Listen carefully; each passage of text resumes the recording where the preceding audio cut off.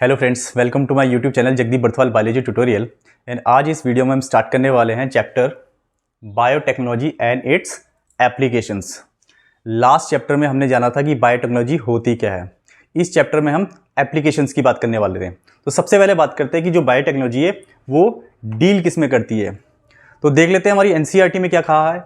NCERT में कहा है कि ये डील करती है industrial scale production of bio pharmaceuticals. तो बायो फार्मास्यूटिकल्स की बात करें तो हम मेडिसिन की बात कर रहे हैं बेसिकली, जो हमने किसी लिविंग ऑर्गेनिज्म की हेल्प से बनाई है। उसके बाद कह रहा है biologicals using genetically modified microbes, fungi, plants and animals. अब यहाँ पे वर्ड आया बायोलॉजिकल्स। तो बायोलॉजिकल भी वो सब्सटेंस है, ओके, जिसके थ्रू हम किसी डिजीज को क्योर कर रहे हैं। वो किसी वैक्सीन के रूप में भी हो सकते हैं, ओके। सो यहाँ पे जो ये बायोलॉजिकल्स हमने बनाए हैं वो किसकी हेल्प से बनाए हैं? किसी माइक्रो, फंजाई, प्लांट या एनिमल की हेल्प से बनाए हैं। उसके बाद हमारी एनसीईआरटी में दिया है एप्लीकेशंस ऑफ बायोटेक्नोलॉजी। अगर एप्लीकेशन की बात करें तो सबसे पहले कह रहा है थेराप्यूटिक्स। थेराप्यूटिक भी क्या है आपकी? ये ब्रांच ऑफ मेडिसिन ही है जिसके थ्रू हम अलग अलग डिजीज को क्योर करते हैं। उसके बाद diagnostic and genetically modified crops for agriculture, process food and bioremediation, waste treatment and energy production. तो मेरे ख्याल से diagnostic and genetically modified crops, ये तो आपको पता ही है होती क्या है ना। जेनेटिकली मॉडिफाइड ऑर्गेनिजम्स यानी कि किसी ऑर्गेनिज्म के डीएनए को हमने मैनिपुलेट किया और उससे हमने कुछ यूजफुल प्रोडक्ट्स बनाए। यहाँ पे जो वर्ड आया है बायो रेमिडिएशन। बायो रेमिडिएशन में भी हम माइक्रोब्स का, बैक्टीरिया का यूज़ करते हैं और जो वाटर में कह लीजिए, सॉइल में जो पॉल्यूटेंट्स हैं उनको रिमूव करने के लिए, ओके। एंड लास्ट में और हो गया वेस्ट ट्रीटमेंट, ये हमने पढ़ रखा है। देन एनर्जी प्रोडक्शन, यहाँ पे हम बायोटेक का यूज़ करते हैं अलग अलग तरीक़ों से। आगे बढ़ते हैं।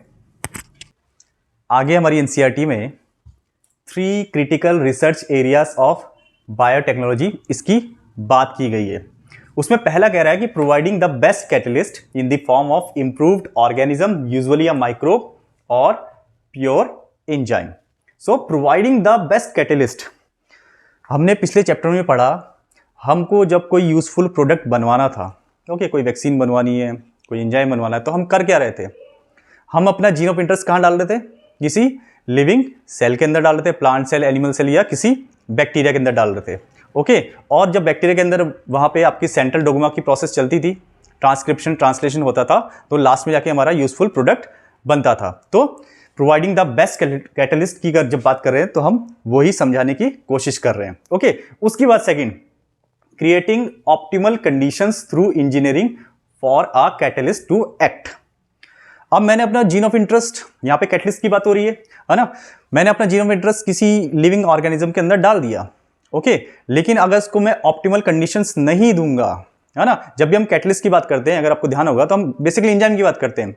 तो आपने क्लास 10th में भी पढ़ा होगा, आपने 11th में पढ़ा होगा, है ना, कि आपके जो एंजाइम होते हैं वो एक ऑप्टिमल टेम्परेचर पे, ऑप्टिमल पीएच पे ही काम करते हैं। तो भाई जो कैटलिस्ट हमने यहाँ पे यूज़ कर रहे हैं उसको हम जेनेटिक इंजीनियरिंग के थ्रू ऑप्टिमल कंडीशंस प्रोवाइड करेंगे ताकि आगे जाके वो हमको यूजफुल प्रोडक्ट बना के दे पाए।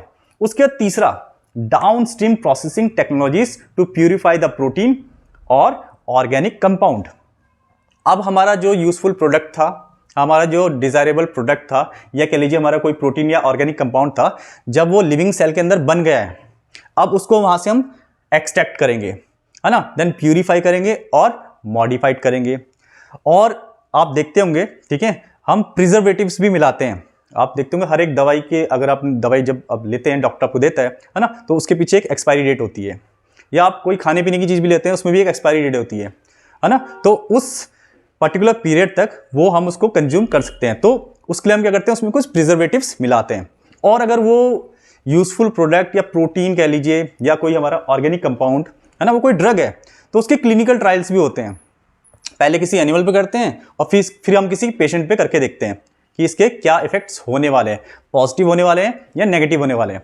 लास्ट में हमारी एनसीईआरटी में कहा है कि जब हम बायोटेक की बात कर रहे हैं तो इससे हमारी हमारी ह्यूमन लाइफ की क्वालिटी काफ़ी ज़्यादा इंप्रूव हुई है। और खासकर जब हम बात करते हैं क्वालिटी ऑफ ह्यूमन लाइफ की, तो हम यहाँ पे फूड प्रोडक्शन और हेल्थ की बात कर रहे हैं। तो आप देख लीजिए बायोटेक का रोल हमारी लाइफ में कितना इम्पॉर्टेंट हो चुका है आजकल के समय में। सो इस वीडियो में इतना ही। थैंक यू सो मच, मिलते हैं अगले वीडियो में। Bye bye.